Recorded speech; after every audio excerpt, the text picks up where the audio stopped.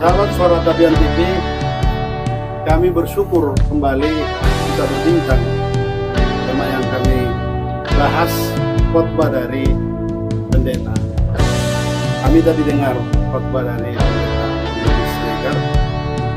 Hari ini dari Yohanes 1 ayat 1 dan 2 tadi, kita ingin mendengar latar belakang. Karena kita tahu penulisnya Yohanes itu murid Yesus yang sangat luar biasa. Dialah murid yang sangat memahami hubungan dan kemampuan manusia itu punya kelemahan. Tanpa Tuhan, tanpa Kristus, manusia akan lemah. Dia menyoroti soal dosa, dan Yohanes adalah sosok penulis dan murid Yesus yang mati yang terakhir. Saya kira itu latar belakang dari kami.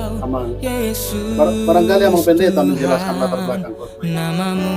Ya, jadi berkuasa di hidupku, bahwa ku tinggikan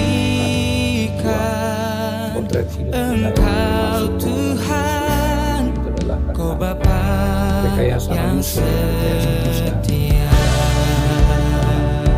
Kebencian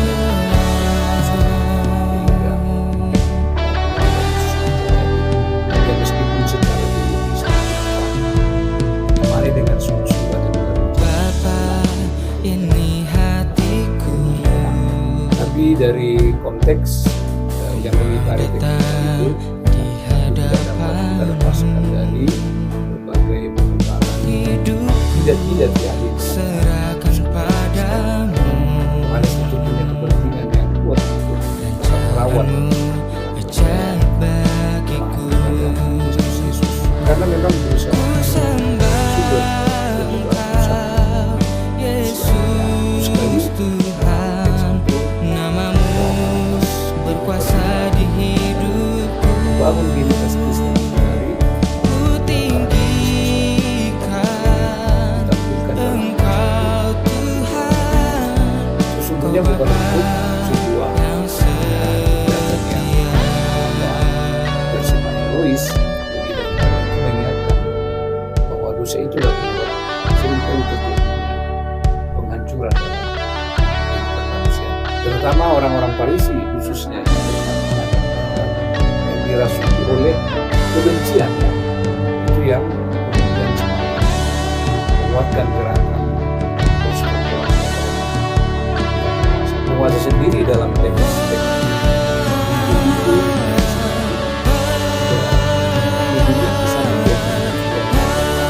itu menentukan lama hukuman atau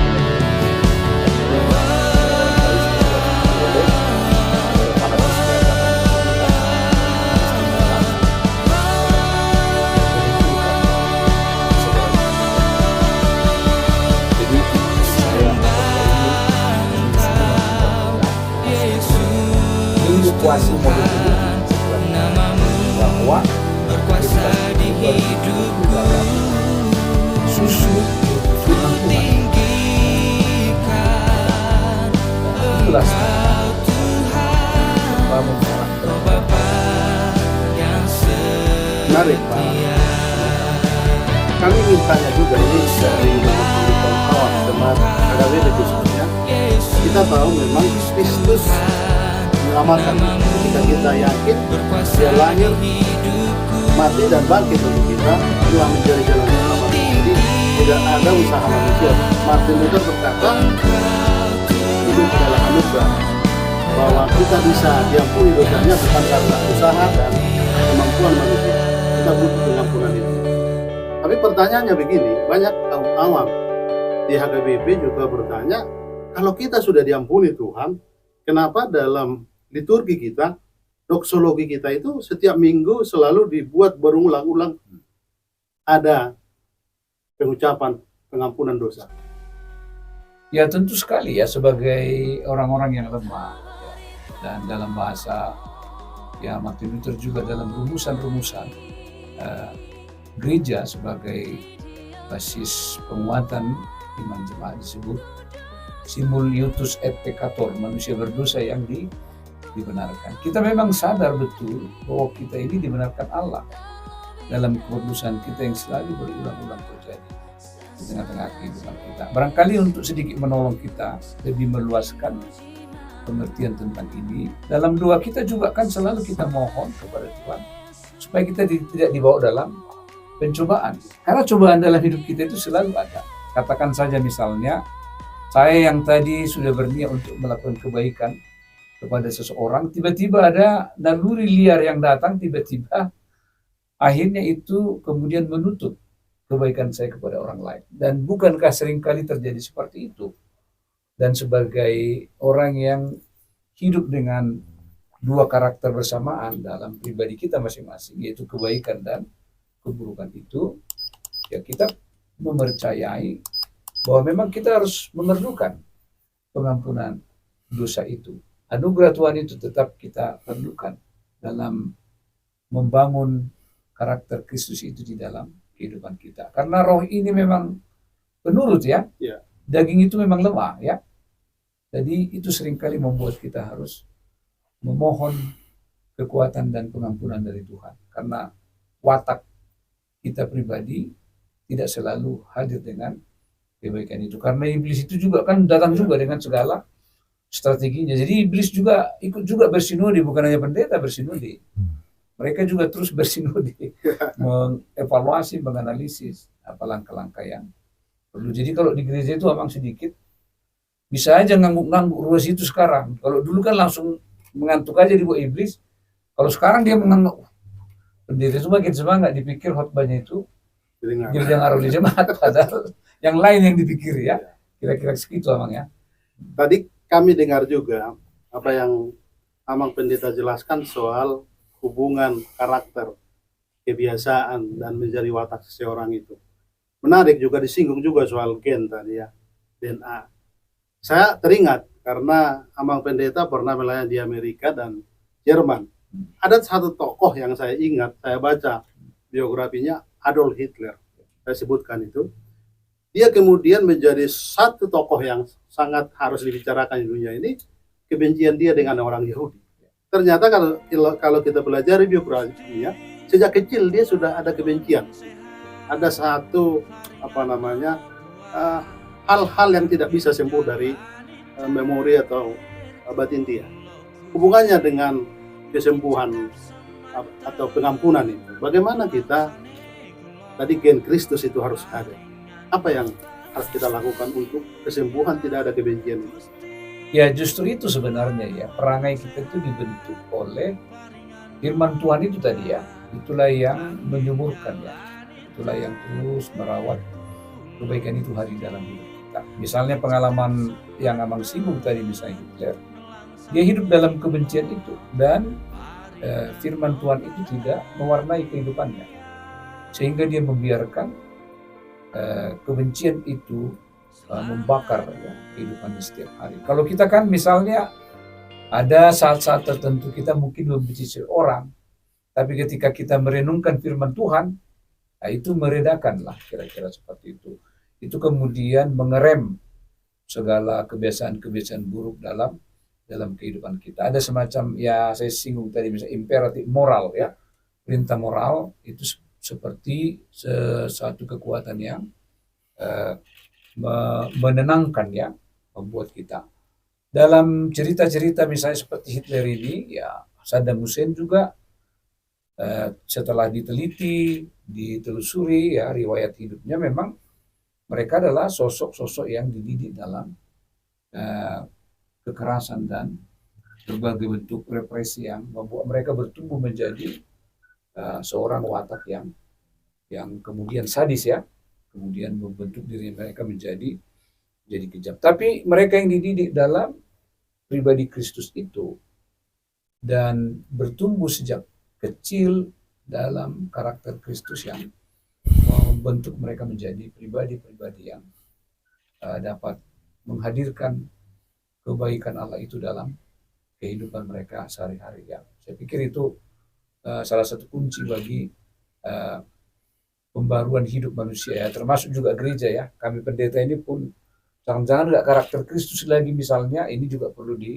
diperhatikan supaya kalau karakter Kristus itu sudah melekat dalam diri, setiap klien itu mereka akan sangat berhati-hati untuk menerbitkan sebuah keputusan apapun yang menyebabkan orang lain menderita atau menyebabkan orang lain susah dalam kehidupannya. Amang pendeta, saya akan memperdalam imperatif moral tadi. Karena di sini ada dua situa, Amang dan Inang nanti, dan juga pendeta Manurung. Satu lagi pertanyaan nanti sebelum saya minta mereka tanggapi. Imperatif moral tadi, kalau kita lihat itu harus diteliti benar bagaimana imperatif moral itu. Mohon dijelaskan nanti hubungannya dengan pemulihan atau kesadaran bahwa hanya Kristuslah kita bisa bertobat. Pertobatan itu kan bukan usaha pribadi, kesadaran bahwa memang kita tidak mampu sebenarnya. Kita sudah jatuh pada dosa tadi. Lalu bagaimana sebenarnya merogoh hati jemaat? Kalau saya pelajari Amang Pendeta Sori ini, saya pelajari Perjanjian Baru tidak pernah misalnya bahasa roh itu bisa membuat orang bertobat. Tetapi khotbah, misalnya Petrus berkhotbah, ya tiba-tiba memang kuasa Roh Kudus memakai khotbahnya itu membuat orang berubah. Apakah hati, merogoh hati dari lewat khotbah ini hubungannya tadi imperatif moral itu? Ya, tentu dengan firman Tuhan ya. Ya, sebenarnya kalau kita menginventarisir cerita-cerita kesaksian-kesaksian dari tidak sedikit orang yang akhirnya mengalami pertobatan dalam hidup mereka, tentu itu sebuah pelajaran penting untuk menguatkan pemahaman tentang imperatif moral. Ketika itu telah mulai mengakar dalam hidup mereka, ya otomatis mereka saat berhadapan dengan situasi-situasi yang paling kritis dalam hidup mereka, perintah moral mereka akan memandu untuk tidak melakukan hal-hal yang justru merusak kehidupannya atau mencederai orang lain. Sebab dia tahu bahwa dengan mencederai orang lain, sebenarnya dia mencederai dirinya sendiri juga sebagai bagian dari ciptaan Tuhan ya. Dan khotbah hari ini jelas sekali alamat dari pemberitaan itu kan bukan hanya orang Kristen. Alamat pemberitaan itu adalah seluruh manusia ya, umat manusia di dunia ini. Karena itu tidak berlebihan kita mengatakan bahwa perintah moral itu tidak disekat-sekat dalam pemahaman normatif yang sempit semata-mata pada satu kelompok. Perintah moral kita kalau kita lihat misalnya ada yang membutuhkan pertolongan, nggak ditanya dulu KTP-nya apa, kira-kira seperti itu. Dia akan secara bebas melakukan perintah Tuhan dalam kehidupannya. Karena tadi kan karakter Kristus itu sudah mengakar kuat dalam kehidupannya, dan itu akan diikuti dengan tindakan-tindakan yang baik sebagai seorang pribadi Kristus yang telah menerima penebusannya di dalam kehidupannya. Jadi saya pikir itulah yang perlu dipelajari oleh orang-orang Kristen dalam kehidupan kita sekarang. Apalagi sekarang relativisme ya, semua serba relatif ya, dan itu juga beberapa impact dari apa yang kita sebut dengan postmodernisme ya. Postmodernisme dan pasca kebenaran ini, postmodernisme sudah mendorong banyak perubahan dalam sistem nilai kehidupan manusia yang seakan-akan mengatakan bahwa semua relatif kan gitu, tidak ada yang mutlak kan, kira-kira seperti. Sementara iman percaya kita itu sesuatu yang mutlak dalam dirinya, tapi dalam praktek harus terus-menerus dikembangkan dengan baik supaya kita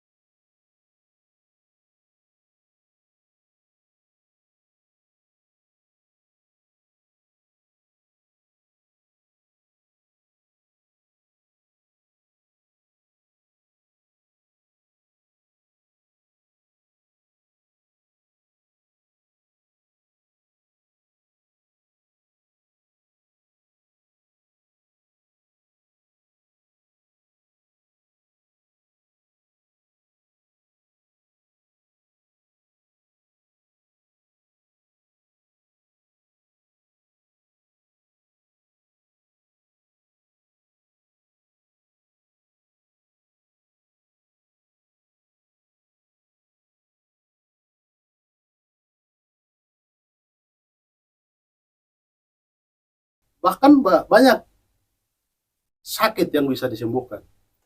Bisa dijelaskan kalau kita hubungkan dengan kesadaran tadi bahwa tidak kita hanya berpaut atau pokoknya harus Kristus lah yang membuat kita berubah dan membuat dosa kita terampuni.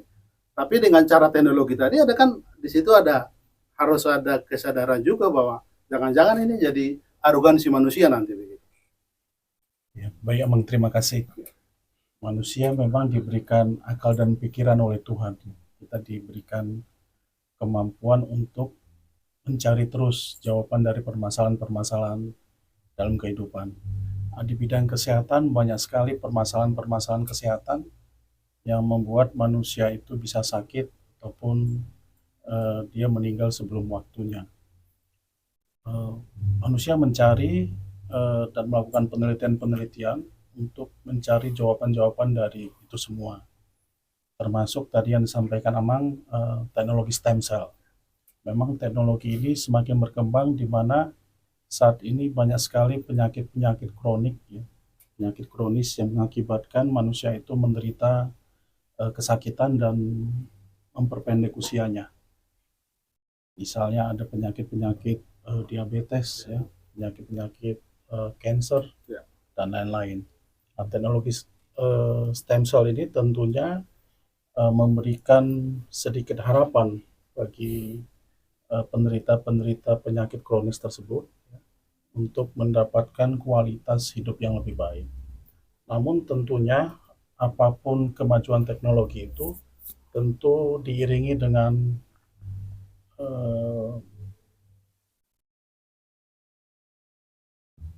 pengetahuan dan budi pekerti kita bagaimana Tuhan berkehendak terhadap kita. Ya. Jadi kita melihat ada kuasa Tuhan yang memang bekerja untuk kita untuk memberikan kita jalan kehidupan yang lebih baik.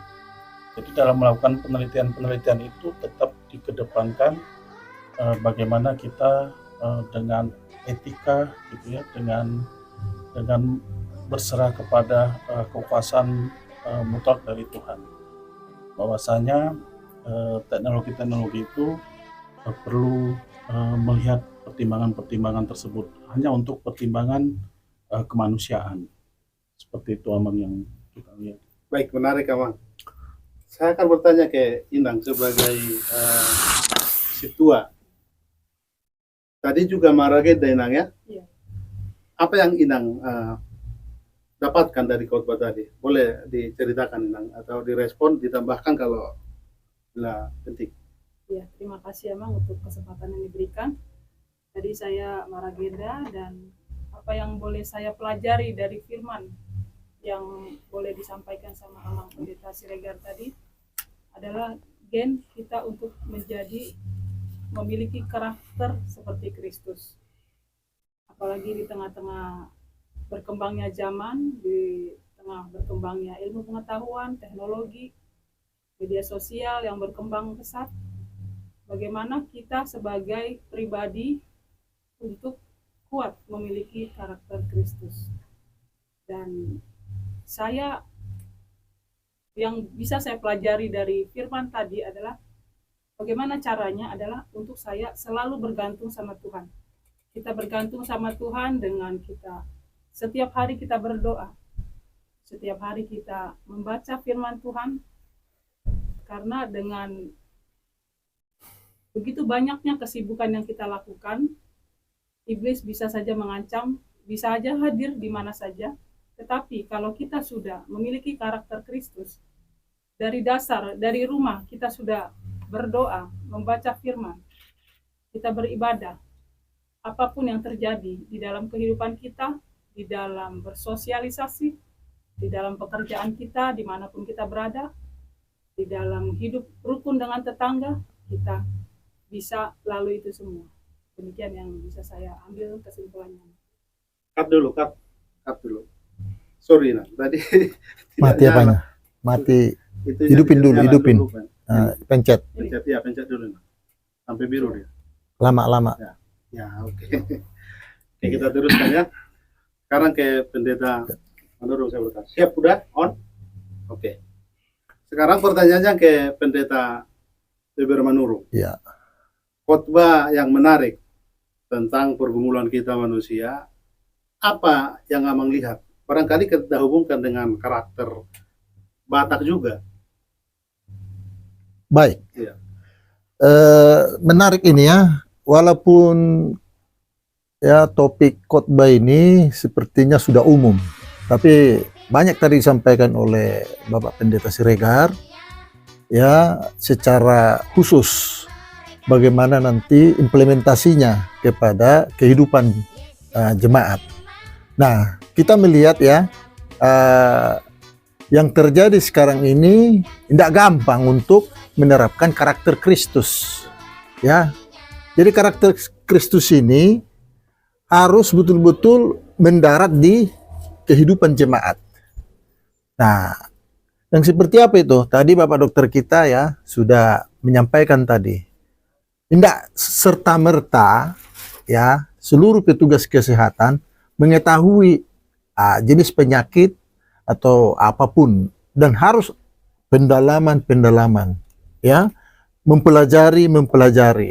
Nah, bagaimana itu mensosialisasikannya, tetapi tetap di dalamnya di latar belakangi oleh kuasa Kristus tadi ya. Bagaimana karakter Kristus itu? Coba kita lihat dulu bagaimana Yesus menyembuhkan orang ya. Tidak ada itu apa pilih-pilih, tanpa pamrih langsung. Peristiwa di kolam Bethesda dan penyakit yang lain. Nah, ini harus kita cepat bagaimana sih karakter Kristus itu bisa tertanam ya, sehingga nanti kalau sudah karakter Kristus tertanam, dosa itu juga akan menyingkir secara perlahan-lahan. Benar, daging itu lemah, tapi daging yang lemah ini harus terus kita latih, artinya supaya jangan ini terus yang menguasai diri kita. Apa yang bisa kita berbuat ya? Seperti kata dokter tadi, ya kita ikutin aja anjuran kesehatan. Seperti saya ini ya, ini namanya laser ya. Nah, lingkatnya apa ini namanya ini emang ini? Dokter laser kan? Nah, jadi ini saya pakai ini. Nah, yang murah-meriah aja gitu. Yang penting membantu kita, kata dokter kesehatan, pakailah itu supaya sehat kau katanya kan. Ya kita pakai. Nah, jadi kita ikuti. Benar nggak itu Tuhan? Nah, karakter Kristus lagi. Nah, rupanya terasa juga ada manfaatnya, tapi nggak bisa simsalabim kan? Nah, jadi dia secara perlahan-lahan. Nah, jadi artinya karakter Kristus ini tadi, memang kita ini sudah dikatakan oleh Bapak Pendeta Siregar tadi, cenderung untuk berbuat dosa. Martin Luther ya. Nah, nggak bisa kita pungkiri, karena kita masih ada di dunia. Nah, banyak ini daging kita yang lemah ini terpaksa terkontaminasi, terikut. Nah, tadi Bapak Pendeta Siregar sudah, bukan hanya pendeta yang bersinode, ya, iblis juga bersinode. Kepada siapa sinodenya? Ya merontokkan ini semua iman-iman jemaat. Nah, tapi juga sekaligus juga ini, ya karena tahun ini juga bersinode, ya jangan sempat iblis juga ikut merontokkan sinode kita ini, ya. Jadi, ya ini cara yang baik ini. Bagaimana? Nah, saya kenal ya karakter-karakter dari banyak orang ya. Nah, ya kenapa misalnya saya mendukung Bapak Pendeta Siregar supaya terus, saya kan punya penilaian tersendiri ya, artinya saya dukung untuk apa? Untuk kebaikan seperti ini. Bisa saya katakan calon-calon apa ini nggak familiar dengan beginian. Nah, nggak familiar, khotbah dialog nggak familiar. Nah, padahal ini yang sangat dibutuhkan oleh jemaat. Ya, di bersinode itu juga kan, ini sebagai implementasi ya, karena bagaimanapun sinode pengaruhnya juga ada ke jemaat nanti. Siapa yang memimpin, ya, bagaimana cara seperti Pak Pendeta Siregar mengambil keputusan secara hati-hati kah atau sembrono, ya kan? Nah, sekaligus juga kita membuat sinode ini harus lebih rohani. Ya, jangan sampai terjebak gitu ya. Nah, kita dukung semua apa yang sudah ada. Nah, sentralisasi, tapi jangan sampai sentralisasinya dikotori oleh oknum-oknum yang tidak bertanggung jawab. Seperti apa misalnya? Ya, dipakai ini untuk SPJ-nya pergi kemana, ya. Terus nggak tahu ada orang nanti laporan bagaimana ini ya. Loh, kok banyak kali ini SPJ-nya? Akhirnya dana sentralisasi jadi kacau. Nah, ya oknum ini harus disingkirkan ini. Siapa pengacau-pengacau ini? Supaya sinode kita juga bagus nantinya. Nah, tapi melihat karakter tadi, karakter Kristus itu kan karakter kepemimpinan loh. Apa itu kepemimpinan? Yang bulus melaun-laun. Yesus itu bulus melaun-laun loh. Nggak ada faktor di belakang, mau ini, mau itu, nggak ada. tapi bulus, ya, langsung melakukan action apa yang terjadi dengan trendy yang di tengah-tengah masyarakat. Kita melihat nih loh, banyak sekarang nih perubahan iklim. Yang terjadi apa? Khususnya di Bonapasugit. Kantor Pera juga terancam loh. Itu dulu Martibang itu udah gundul itu. Pernah nggak bersuara di situ, gitu ya? Kemarin pernah itu mau hampir sampai itu tanahnya ke kantor Pera aja, tapi nggak pernah diapakan. Nah, artinya memang makin kompleks lah tantangan, apalagi ya dibawakan kepada karakter Kristus itu. Yang tapi pasti lakukanlah sesegera mungkin ya, aplikasikan khotbah, dialogkan apa yang dipentingkan oleh jemaat kita masa kini. Seperti kata Bapak dokter kita tadi nih, ini belum familiar ini apa kita ini kesehatan di jemaat ini belum. Nah, nanti bisalah Bapak dokter ini terus bersosialisasi seperti apa. Ini saya dapatkan ini ada dari apa ini, dari talkshow TV. Penting nggak penting? Nggak ada dianjurkan dokter pakailah seperti ya pendeta menurut, nggak ada seperti itu ya. Tapi kita lihat memang mereka juga bersosialisasi media, kita itu. Nah, kita juga bersosialisasi melalui media ini. Apa? Nah, kalau kita dengarkan dari paparan Pak Pendeta kita, ya memang sangat bagus dan ya memang mudah-mudahan Tuhan mewujudkan. Jadi Eporus, jadi pimpinan kita. Nah, jadi ya nanti inang ini juga kan sudah kita mendengarkan bagaimana itu khotbah bisa terimplementasi dengan baik. Nah, jadi enggak sekarang kita rubah pemahaman paradigma. Ya, jangan khotbah itu hanya di mimbar di tempat itu, tapi khotbah itu harus menyentuh sampai kepada jemaat dengan ada kok media, apalagi di kota besar loh. Nah, kita bisa perbuat, ya. Nah, untung ini inovasi dari Pak Pendeta kita, KRP Ketua Pendeta. Ini luar biasa loh inovasi ini. Nah, kita kembangkan terus-menerus, ya. Nah, mudah-mudahan dari taman ini menyeruak ke Amerika, tempat Amang Pendeta Siregar, di Jerman dan lain sebagainya. Jadi, ya mari kita dukung supaya yang lebih baik ini, karena ini yang sekarang apalagi HKBP besar kan.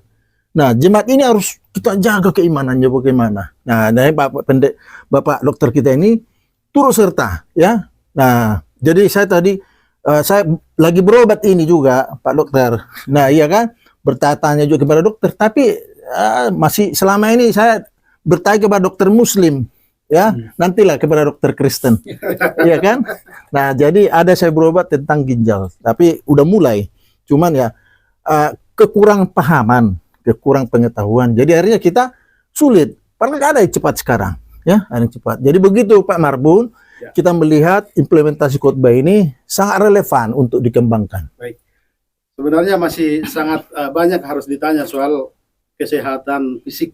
Ya. Tapi saya kembali tadi ungkapan dari Amang Pendeta di mimbar tadi, saya dengar bagaimana kita menghadirkan DNA Kristus itu. Itu kan juga kesehatan mental. Saya ingin memperdalam kesehatan rohani, karena kadang-kala kita tidak mampu menerjemahkan apa sih kesehatan rohani begitu. Kita mudah ketika misalnya menghadapi sakit fisik, kita tidak bisa telaten, sabar, dan gigih untuk berjuang itu. Dan tidak sampai pada kesadaran kalau toh seperti Rasul Paulus, saya nggak tahu persis apa sakitnya, dia sadar bahwa Tuhan beri sakit sampai dia meninggal, tidak pernah sembuh-sembuh. Mungkin nanti Amang Pendeta jelaskan itu, karena kesehatan rohani ini penting juga. Hubungannya dengan misalnya kesalahan sosial sekarang.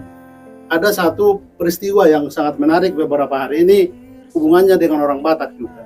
Saya kira ini juga perlu kita soroti, karena tidak menjadi Sirapok Solo Donaro misalnya di Banten kemarin, dan ini menjadi pergunjingan juga. Bagaimana karakter Kristus itu kita hadirkan? Iya, ya, jadi memang dalam konteks hidup kita sekarang ini perlu juga untuk dihadap-mukakan dengan berbagai isu-isu yang kita hadapi, ya. Katakanlah misalnya di tengah-tengah perubahan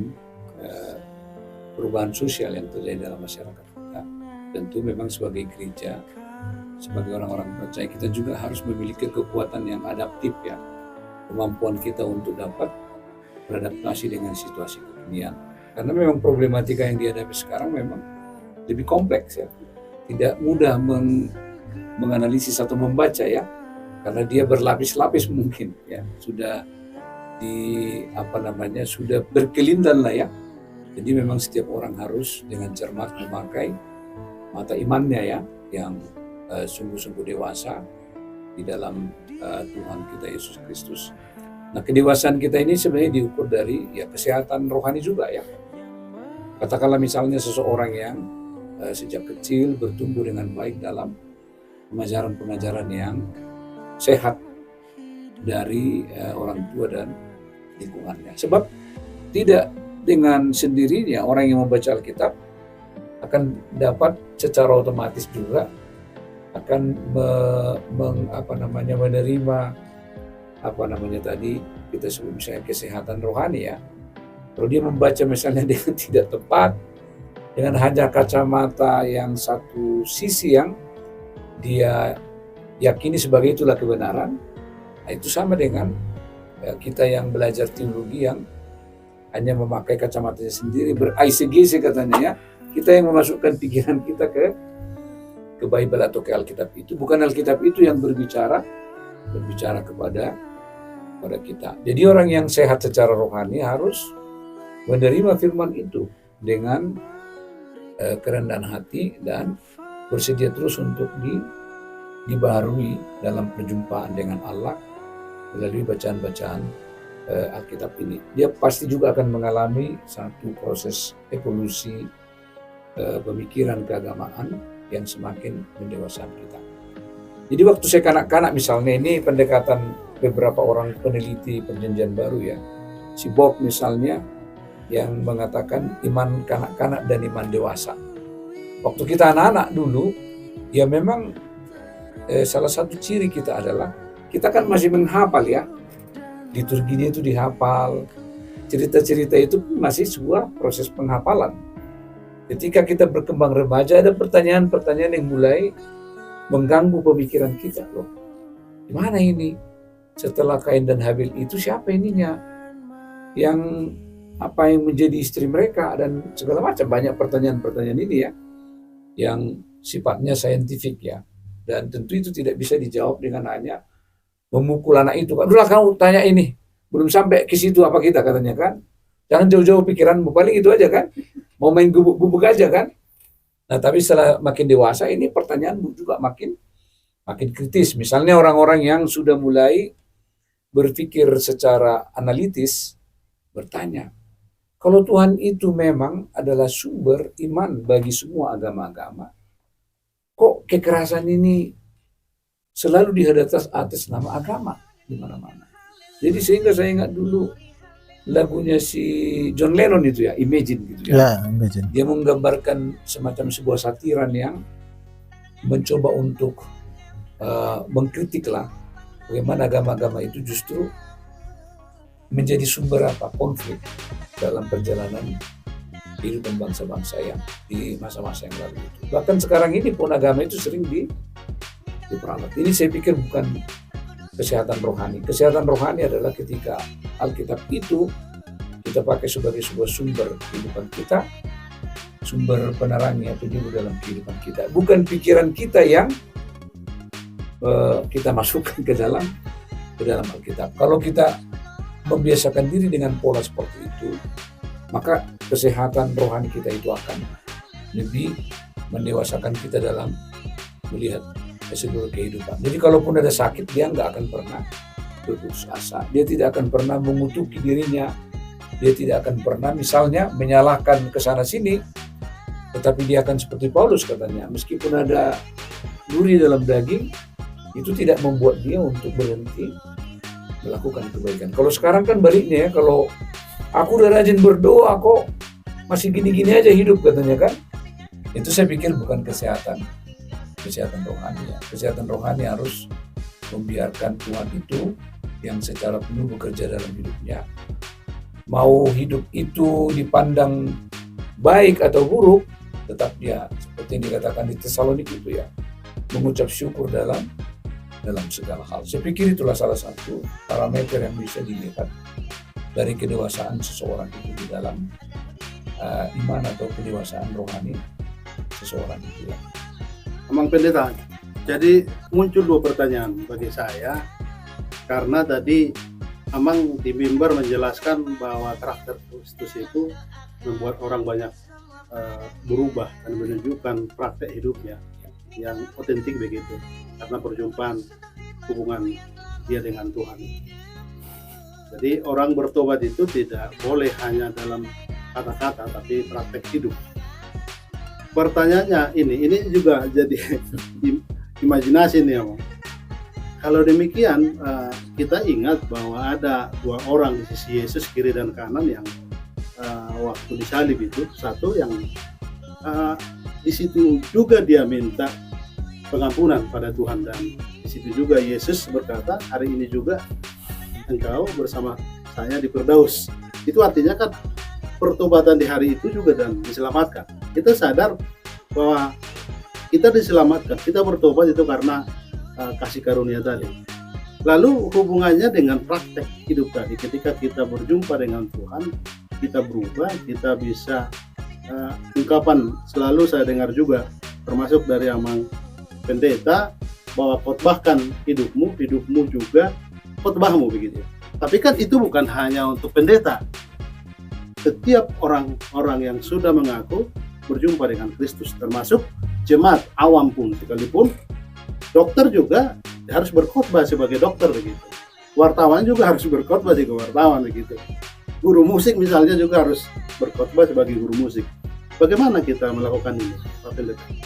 Iya, tentu sekali yang salah satu tadi sudah singgung Amang ya, kesalehan sosial itu, karena kesalehan yang hanya sifatnya personal ya, itu belum tentu dapat teruji dalam kehidupan. Misalnya katakanlah perintah untuk melakukan kebaikan, itu harus diuji dalam kehidupan sehari-hari ya, dalam realitas dan dalam interaksi bersama dengan yang lain. Misalnya perintah, kalau kamu punya dua, kasih satu. Di kita kalangan pendeta ini sering jadi sebuah lelucon sebenarnya. Kalau khotbah itu ke jemaat cepat kali kan, ketika anak pendeta itu menerima seseorang yang menginginkan sesuatu yang dimiliki oleh ayahnya dua, kebetulan ada jasnya dua dikasih satu. Waktu orang tuanya dipulang nanya jasnya kemana? Tadi udah kasih, ada yang butuh orang yang miskin, jadi saya kasih Pak. Loh, ya kan Bapak yang khotbahkan. Kalau ada sama kamu dua, ya kasus satu kawan katanya kan. Jadi ini menjadi sebuah kelucuan ya. Memang kami pendeta ini jujur ya, karena ini dialog terbuka. Memang kami pendeta ini sering masih sangat genit lah membicarakan tentang kebaikan ini, tapi acap juga sangat sulit untuk apa? Mempraktekkan ya. Jadi jemaat sekarang bisa melihat bagaimana kami pendeta ini hidup sekarang di gereja HKBP secara khusus, karena itu yang bisa saya ceritakan. Memang perlu melakukan pertobatan. Kalau kita senang orang lain susah, udah ada yang salah. Dan pendeta kan hidup di ruang kaca. Iya, itulah saya bilang tadi Amang. Karena masih tentang kesalahan sosial ini memang perlu dibuktikan dengan tanda-tanda karakter Kristus itu telah hadir dalam kehidupan setiap para pelayan itu. Bayangin misalnya kalau ada, ya ini pengalaman kita, ya saya karena ini sebuah dialog. Ada juga pengalaman kita dalam lingkungan bergereja. Ketika seorang misalnya pendeta tertentu akan mengganti pendeta di gereja yang lain, ini sudah membuat berita-berita yang mengerikan di sini, itu enggak bagus itu pendeta itu nanti, supaya dia masuk ke sini apa? Tidak nyaman lah kira-kira seperti itu. Ah, ini kan perilaku yang seperti ini masih terjadi. Apa yang saya jangan-jangan khawatir, karakter Kristus itu masih belum melekat. Makanya saya bilang ya, kami pendeta juga sekarang harus bertobat dalam konteks kehidupan, terutama sekarang dalam program sentralisasi gereja ya. Ya kalau ditilik masing-masing, ya kita mungkin perlu juga apa? Sedikit agak curiga, jangan-jangan kalau program sentralisasi ini yang paling banyak yang yang agak ragu, jangan-jangan pendeta kan? Ya karena dari dulu ini, karena bapak saya selalu ingat cerita, ya kota tahu namang halangi sentralisasi. Kenapa? Di kota mereka kan banyak sumber income lain yang tidak bisa dimonitor secara gereja misalnya kan.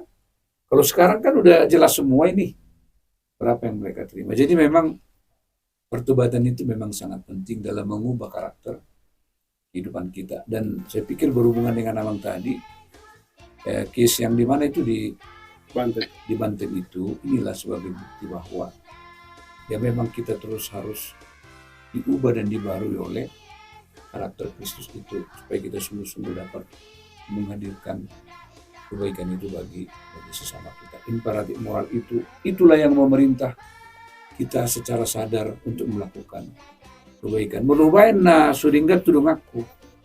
Ya kita harus merasa bahwa itu yang langsung berdampak terhadap diri saya. Kalau penglihatan seperti itu belum ada, ya senang dia kalau temannya pendeta susah.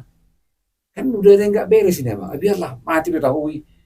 Biar aja susah dia gitu. Di mana ini kesalahan seperti ini kan? Berarti jangan-jangan semangat kebangkitan itu belum meresap dalam kehidupannya. Jadi saya juga ini maksudnya bukan menyalahkan yang lain ya. Ya saya ini juga ya mengoreksi.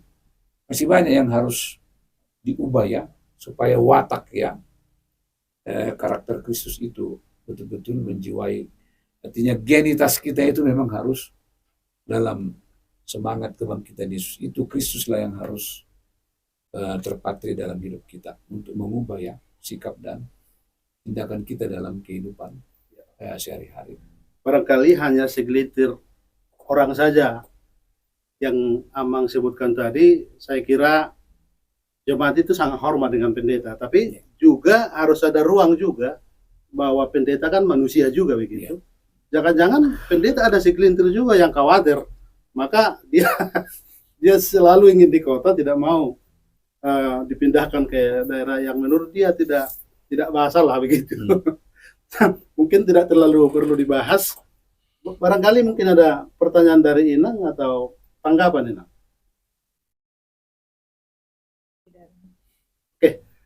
Ke Pendeta Manurung, bisa ditambahkan pembicaraan kita dan dicerahkan. Ya, kita hanya menguatkan saja ya.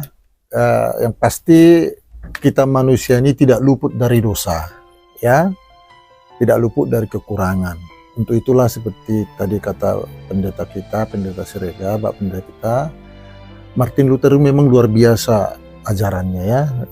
Istilah-istilah dia simul jus et peccator.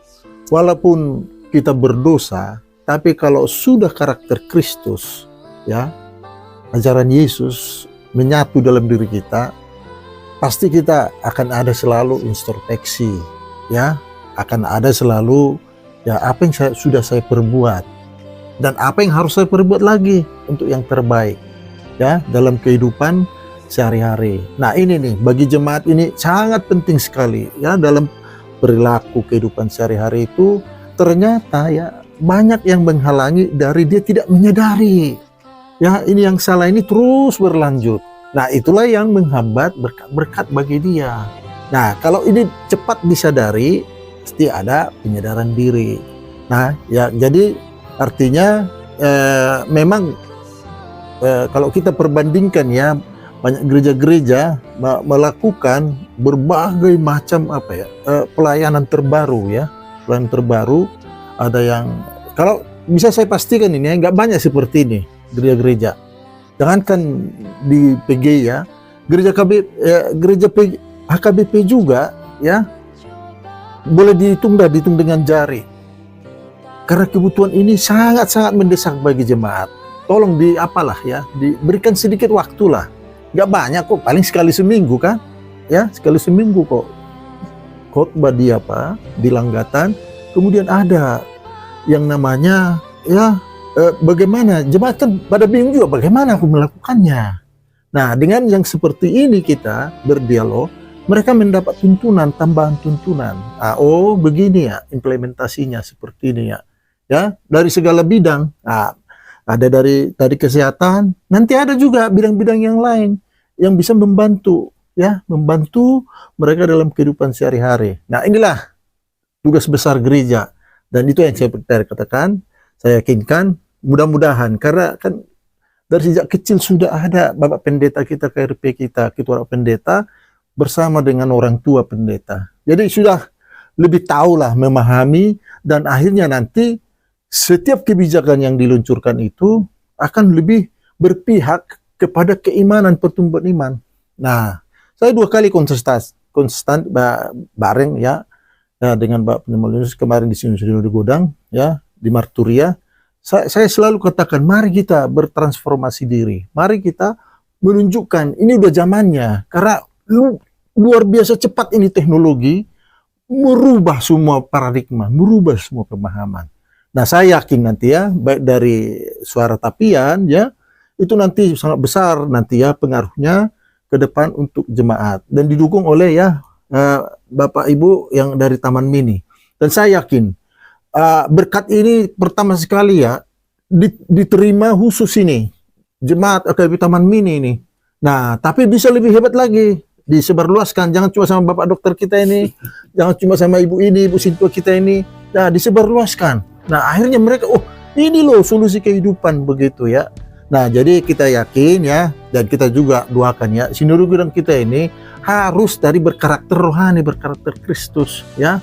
Sudah disinggung tadi, semua kita pendukung ini sentralisasi yang baik. Tapi kita cegah tadi ya, orang-orang memakai, ada aja iblis. Kan si iblis itu kan bersinode, berapat dia. Bagaimana kita hancurkan sentralisasi ini? Siapa yang mulainya? Ya bisa saja dari, ini dia, siapa hukum ini? Ya, kita bukan seperti itu. Mohon maaf nih, ya memang ada sosialisasi kepribadian ya, siapa calon-calon pimpinan. Ya tapi jangan ya sosialisasinya ini menyimpangkan, membuat orang rugi, ya kan? Nah, kita ini kan, ya ini pertumbuhan iman yang baik. Ya, kalau jemaat mensyukuri, berterima kasih, mendukung, ya memang itu karakter Kristus kita bawakan. Tidak dengan cara-cara, ya dimanfaatkanlah dana sentralisasinya oleh orang yang bertanggung jawab ke sana, rusak gereja seperti itu ya. Nah, jadi tambahan saya ini mengatakan ya karakter Kristus itu lebih kita pertajam kepada masing-masing personal kita. Itu pasti buahnya besar itu ya. Saya selalu ungkapkan itu. Kemarin kita juga di sinode 2 kali saya katakan, mohon di sinode kita ini karakter Kristus yang berkembang. Jadi biar ini jemaat Kristen khususnya HKBP terberkati sebanyak-banyaknya. Nah, itu harapan kita. Jadi itu tambahan yang ingin kita sampaikan Bapak Marbun dari Suara Tapian. Baik. Barangkali kita ingin mendengar semacam resume dan epilog dari Amang Pendeta menjelaskan dari apa yang kita tanyakan di Bimbar tadi. Satu, saya ingat tadi kata-kata dari Amang Pendeta semacam tendensius untuk orang Batak. Sudah Batak, Kristen lagi gitu kan. Ini kan ungkapan yang juga jadi negatif. Kalau itu positif, barangkali kita bangga begitu. Tapi kalau dalam tanda kutip tadi itu semacam ungkapan negatif, sudah Batak, tapi Kristen lagi. HKBP lagi katanya. HKBP lagi. Sebagai pendeta HKBP, saya kira HKBP memang terus berbenah, makin baik, makin baik. Kita harus akui bahwa makin baik ini kan tentu harus ada lebih baik lagi. Sudah baik, makin harus lebih baik. Paling tidak resume dari Pak Pendeta, apa kira-kira yang harus kita pikirkan lagi untuk HKBP, termasuk jangan dibuat negatif ungkapan tadi. Iya, jadi tanggapan terhadap ungkapan itu, kalau itu memang sudah belasan tahun saya bahkan itu sesuatu yang memberikan motivasi kepada generasi muda supaya mereka nggak berhenti dengan katakanlah sebuah momok ya yang sering mengurangi semangat ya, antusiasme dari generasi muda misalnya dalam mengejar sebuah posisi yang sangat prestisius dalam kehidupan kita di tengah-tengah negara ini, apakah di pemerintah atau juga di swasta. Jangan kalah kita dengan pernyataan seperti itu. Yang penting kalau karakter Kristus sudah menjiwai kehidupannya, ya bukan manusia lagi yang bekerja, tapi Tuhan akan bekerja. Tapi dia harus menunjukkan karakter hidupnya kan di tempatnya kerja. Jangan pula Dia nuntut mau jadi bos tapi suka bolos misalnya. Hubungan kerjanya pun nggak bagus. Ya dia punya kualitas kerja pun nggak ada apa-apa, tapi menuntut, ya aku kan 20 tahun kerja di sini, mau bos kan? Tapi semakin menunjukkan kualitas hidupnya. Kalau istilah orang tua dulu yang positif, kalau orang memang punten 8 ya kita kalau boleh punten 9. Kan itu sebuah konsekuensi dari sebuah tujuan yang sangat besar dalam kehidupan kita. Kembali tadi misalnya, karena ini akan mengakhiri percakapan kita, memang dosa ini yang membuat manusia juga sering terpenjara dengan melakukan sesuatu yang baik. Misalnya aku udah orang berdosa, nggak mau lagi lah melayani. Misalnya ada yang diminta untuk aktif di gereja, misalnya jadi situ, aku orang berdosanya katanya. Kan dosa ini yang sering menghambat orang untuk berbuat baik. Itu tidak boleh. Tuhan tadi sudah menegaskan, ya dosa itu diampuni. Kan sudah ada pengantara kita tadi katanya kan, yang mendamaikan kita dengan Allah Bapa. Jadi dosa apapun, kegagalan apapun yang pernah dialami oleh siapapun orang-orang percaya, tidak boleh menghentikan langkahnya. Ya. Dia harus tetap percaya bahwa hidupnya dan matinya dia ada di dalam Kristus Yesus. Dan itu semacam pijar yang terus memberikan kekuatan kepada orang-orang percaya, mereka yang menerima Yesus sebagai Tuhannya, terutama dalam semangat kebangkitan masih ini memang ya, dalam minggu kuasi monogeniti ini, supaya mereka percaya bahwa dengan karakter Kristus itu pasti mereka dapat meraih apapun dalam cita-cita kehidupannya. Mereka tidak akan pernah merasa ragu sedikit pun dalam menapaki kehidupannya, karena mereka yakin dan percaya tadi gen yang sudah dibentuk dalam gen Kristus itu ya memompa ya, atau menjadi kekuatan yang memampukan mereka untuk melakukan banyak hal dalam kehidupan mereka. Jadi kalau dibayang-bayangkan pendeta dulu memang terbatasnya, tapi buat pekerjaan mereka, karena penyerahan diri mereka memang beda. Jadi kalau kita pendeta sekarang mungkin sudah banyak yang pakai otak ya. Jadi itu yang menyebabkan kekhawatiran kita itu pun semakin tinggi. Tapi kalau tadi sudah menjiwai hidupnya karakter Kristus itu, pasti dia akan bertumbuh menjadi seorang pribadi yang berbeda lah, pribadi yang berkualitas yang sungguh-sungguh karena bersumber dari Kristus Yesus. Jadi begitu juga kita semua orang percaya ya, apapun yang sedang kita pikirkan saat ini, percayalah dan hadirkan karakter Kristus itu dalam hidup kita, maka kita akan dapat meraih dan dapat mencapai segala tujuan dalam kehidupan kita. Baik, Amang Pendeta Siregar, terima kasih penjelasan yang sangat mendalam bagi kami, Inang Situa, dan Amang Situa juga dokter di HKBP Taman Mini ini, dan Pendeta Manurung, terima kasih atas waktu dan bincang-bincang kita ini. Terima kasih. Horas.